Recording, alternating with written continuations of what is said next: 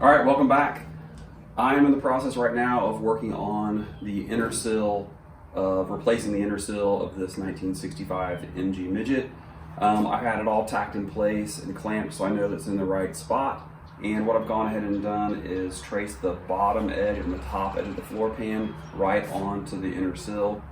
And I also drew a line where the diagonal would be. So I think at this point I'm ready to take this thing off, use the lines that I've marked, and actually start drilling the holes that the plug welds will be in. So I've rolled the car up a little bit so that you can see this outer panel for the footwell that I welded in the last episode. Before I welded it in, and let me get a light here, you can see that I punched some holes along the bottom of it.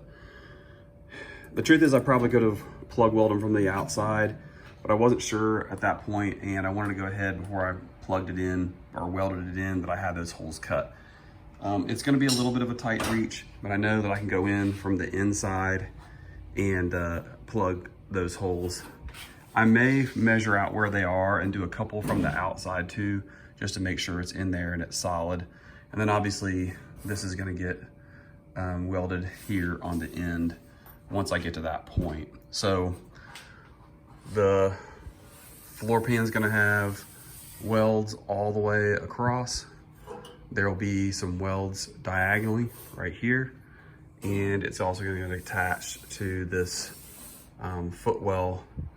So I'm going to mark it all up, drill some holes in it, and then prime it and be ready to weld it in.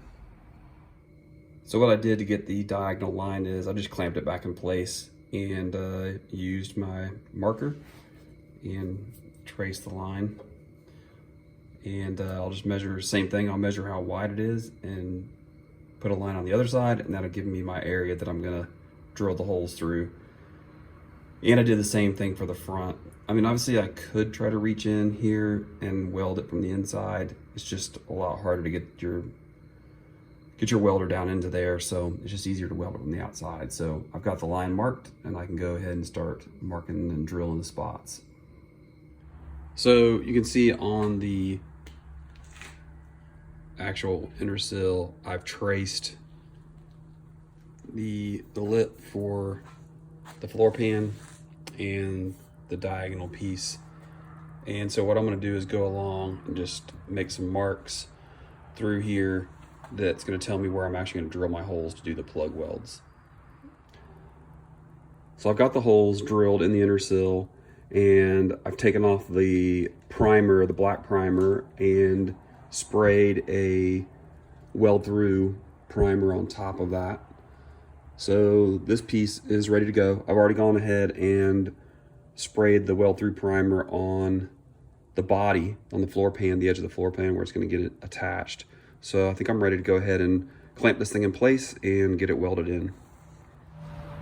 Okay, so I have the inner sill all clamped in, ready to go. My holes all lined up, which is great.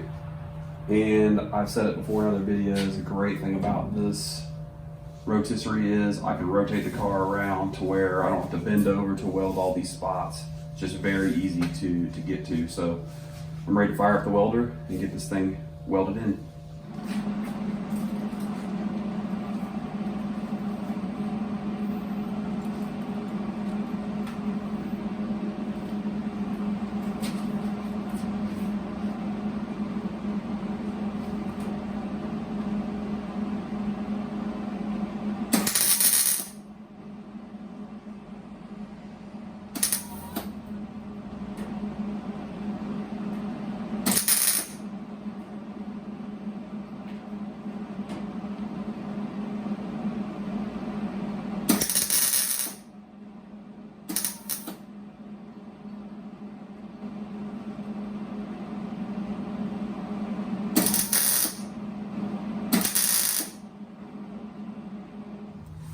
All right, I finished welding in the outside welds on this inner sill. Man, it feels super solid, which is great. I'm gonna rotate the car down and go ahead and get the plug welds that I did on the inside of the footwell. and the welds that are going to go to the to that support rail that goes across. There's 3 flanges there that weld also to this inner sill. So I'm going to roll the car down and get those done, and this thing will be welded in. Okay, I went ahead and welded the outer footwell panel to the inner sill. I did it from the inside. It was a little harder. It wasn't impossible to reach, but it definitely was a little more challenging. But yeah, I was able to get in and weld it. It's all one solid panel now.